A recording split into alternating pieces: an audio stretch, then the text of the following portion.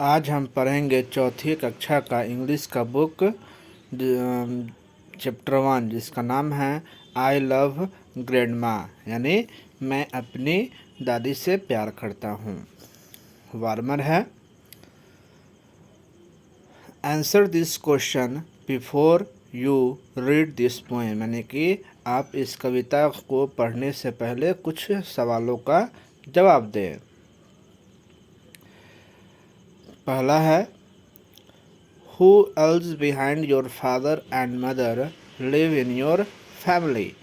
Father यानी पिता, mother यानी माँ, यानी कि आपके माँ आपके घर में, आपके परिवार में, फैमिली यानी परिवार, आपके परिवार में आपके माता और पिता के अलावा और कौन रहता है।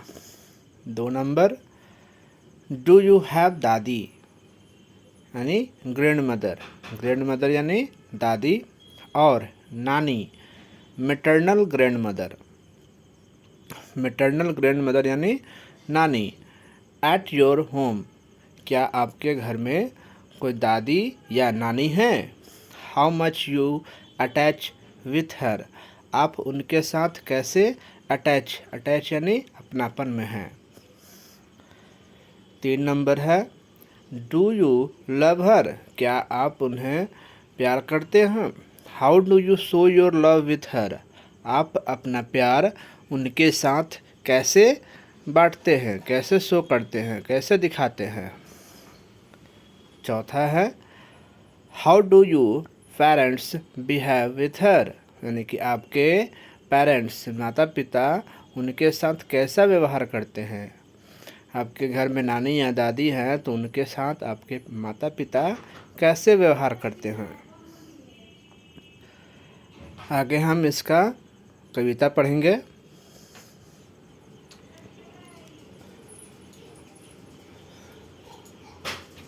Grandma eyes are shining blue, grandma की आंखें ब्लू चमक रही है। Through the glasses on her nose, यानी कि उनकी नाक पर जो चश्मा है उनके द्वारा। Grandma has the sweetest smile, यानी कि दादी की जो मुस्कान है वो बहुत मीठी है। And the nice smelling cloth, और उनका जो कपड़ा है वो भी अच्छा सुगंध दे रहा है। स्मेलिंग यानी सुगंध देना, क्लॉथ यानी कपड़ा। वेन ग्रैंडमा रेस्ट, यानी कि जब ग्रैंडमा रेस्ट करती है, जब दादी आराम करती है, रेस्ट यानी आराम, जब दादी आराम करती है। आई एम स्टिल, मैं स्थिर रहता हूँ, स्थिर यानी एक जगह शांत से रहता हूँ, स्टिल। अनटिल, जब तक। सी वेकअप, यानी कि जब तक वह उठ न जाए। एंड देन, और उसके बाद। आई run and hug my grandma, उसके बाद मैं दौड़कर अपनी दादी से आलिंगन करता हूँ, हग यानी गले लगता हूँ। एंड ग्रैंडमा डियर, यानी कि अपनी दादी को गले लगता हूँ। देन सी हग्स मी बैक अगेन, उसके बाद मेरी दादी भी सामने से मुझसे गले लगती है। आगे इसका है वर्ड मीनिंग जानेंगे हम। वर्ड टू नो, कुछ जानने योग्य शब्द है, जैसे शाइनिंग यानी चमकीला। ग्लासेस यानी चश्मा। स्टिल यानी स्थिर। हग यानी आलिंगन करना या गले लगना। वेकअप यानी जागना, उठना। आगे हमारा है B1, से whether the following statement are true और फॉल्स, यानी कि आपको बताना है कि ये जो स्टेटमेंट लिखा हुआ है वो सही है या गलत है। इसमें पहला है, grandma eyes are shining green, जो दादी की आंखें थी वह ग्रीन चमक रही थी। नहीं, फॉल्स। कैसा चमक रही थी, ब्लू चमक रही थी। दूसरा है, her glasses are on her ears, यानी कि जो उनके जो चश्मा, ग्लासेस यानी चश्मा था, उनके ईयर्स यानी कान पे थी।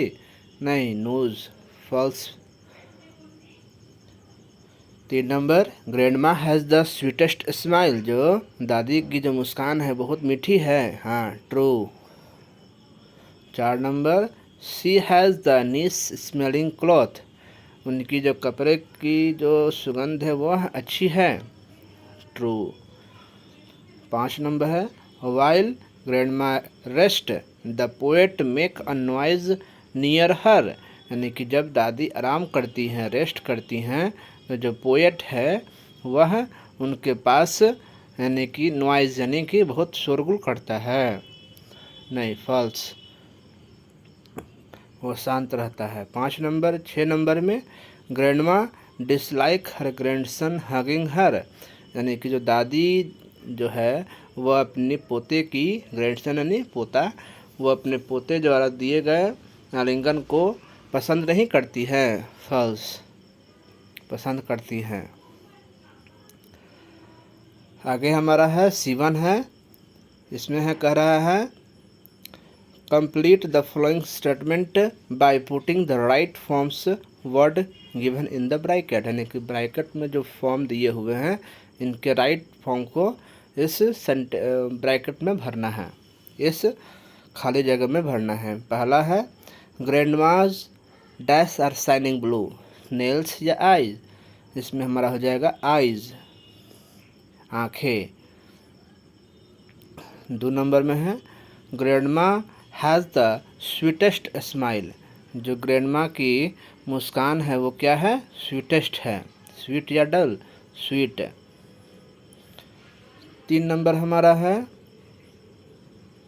She is wearing the dash smelling cloth, she wearing यानी कि वे जो पहनी है वो नीस स्मेलिंग क्लॉथ है, यानी कि अच्छी है, कॉस्टली है, और नीस यानी कि कॉस्टली यानी महंगा, और नीस यानी अच्छा है, तो नीसेस हो जाएगा। 4 नंबर में when grandma dash I keep quite rest या स्लीप, यानी कि जब दादी रेस्ट या सोती है, जब दादी रेस्ट करती है, then grandma rests I keep quiet, तब ग्रैंडमा आराम करती है, तो मैं वहाँ शांति से रहता हूँ। 5 नंबर में I run and dash my grandma pull या हग, यानी कि मैं दौड़कर अपनी दादी को क्या करता हूँ? हग करता हूँ। 6 नंबर हमारा है then see dash me back again, उसके बाद वो भी हमें वापस क्या करती है? हग या थ्रू, यानी कि हग यानी आलिंगन करती है, या थ्रो यानी हटा देती है, तो हग्स मी बैक अगेन। आगे हमारा है C2 है आंसर द फॉलोइंग क्वेश्चन, ये हम आज पढ़ेंगे। इसका पहला क्वेश्चन है does the poet care her grand mother, which word and phrase so this, यानी कि क्या ग्रैंडमा जो पोएट है वो ग्रैंडमा की केयर करता है? आपको पोएम में से किस वर्ड से आपको ऐसा लगा? तो इसका आंसर लिखेंगे yes the poet care for her grandma, यानी कि हाँ, जो पोएट है वो ग्रैंडमा की केयर करता है। द फ्रेज कौन सा सेंटेंस ये शो करता है? The phrase when grandma rest, यानी कि जब दादी आराम करती है, I am still until she wake up, यानी कि जब दादी आराम करती है तो मैं स्टिल यानी कि एक जगह स्थिर रहता हूँ जब तक वह उठ न जाए, वेकअप यानी जग न जाए। सो दिस यानी कि यह लाइन इस सेंटेंस को कहती है। हमारा दूसरा क्वेश्चन है how can you say that both grandma and grandson have very deep love for each other, यानी कि कौन सा बात ये कहते हैं? हाउ कैन यू से, आप कैसे कह सकते हैं कि जो दादी पोते हैं यानी ग्रैंडमा दादी और ग्रैंडसन पोते जो हैं उनके बीच बहुत गहरा डीप लव, गहरा प्यार है। हमारा आंसर है grandma and grandson hugs each other when she rest, I am still until she wake up, this action show that they have a deep love, यानी कि ग्रैंडमा और ग्रैंडसन एक दूसरे को आलिंगन करते हैं, और जब दादी आराम करती है तो मैं एक जगह स्थिर रहता हूँ जब तक वह उठ न जाए। यह शो करता है कि मैं दादी और पोते के बीच गहरा प्यार है। हमारा 3 नंबर क्वेश्चन कहता है, how do you treat with your grandma, आप अपने दादी के साथ कैसा व्यवहार करते हैं। Do you listen to her, क्या आप उनकी बातें सुनते हैं। इसका आंसर होगा, I treat with my grandma with respect, kindness and care, मैं अपनी दादी का रिस्पेक्ट करता हूँ, काइंडनेस यानी उनकी भरे अच्छे से रखता हूँ और उनकी केयर करता हूँ। Yes I always listen to her, हाँ मैं उनकी बातें हमेशा सुनता हूँ। हमारा अगला है C3, right 2 more rhymes word of the flowing, यानी कि आपको 2 राइमिंग वर्ड लिखना है। 3 दिए हुए हैं, एक एक 2 और लिखना है। जैसे ब्लू, इसका हम लिखेंगे clue, glue, nose, blows, close, back, jack, lack. अगला क्वेश्चन मेरा है D1, correct the spelling of the following word, यानी कि ये जो इसमें ब्रैकेट में दिए हुए हैं इसमें गलत वर्ड स्पेलिंग दिए हुए हैं, इन सबको सही करना है। जैसे BLU, इसका हम करेंगे ब्लू, BLUE। थ्रोट, इसको हम करेंगे thought. Glasses, glasses. Nose, smelling. Sweetest, nieces, still, hugs, again. इन सबका स्पेलिंग ऊपर गलत लिखा हुआ है, इसको हम लोग यहाँ सही किए हुए हैं। आगे हम पढ़ेंगे D2 पढ़ेंगे। D2 हमारा क्या कहता है, D2 कह रहा है,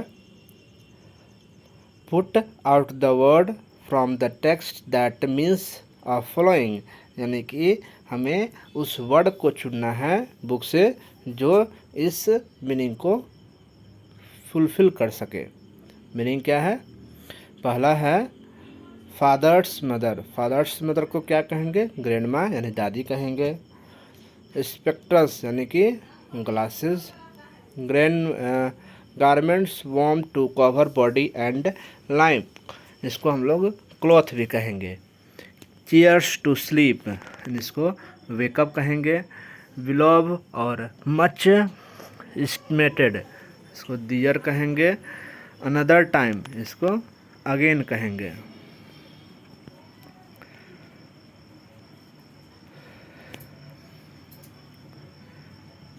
इवन हमारा है, इसको जोर से पढ़ना है। हग, ड्रग, मग, रंग, इसको हमें लाउडली पढ़ना है जोर से। आगे हम पढ़ेंगे F1, इसमें हमें करना है क्या है, इसमें हमें कुछ वर्ड को छांटना है। Find out the meaning relative naming of relation, यानी कि कुछ रिलेशंस का नाम इसमें दिए हुए हैं, उसको हम लोग पजल की तरह इसको छांटना है। एक हमारा बताया हुआ है, फादर बताया हुआ है, इसमें हमारा हो जाएगा आंट, हो जाएगा AUNT, आंट हो जाएगा। नेफ्यू हो जाएगा, ब्रदर हो जाएगा, मदर हो जाएगा, सिस्टर यानी बहन हो जाएगा, ठीक है। और ऐसे करके हम सबको NIECE नीस हम लोग कर सकते हैं।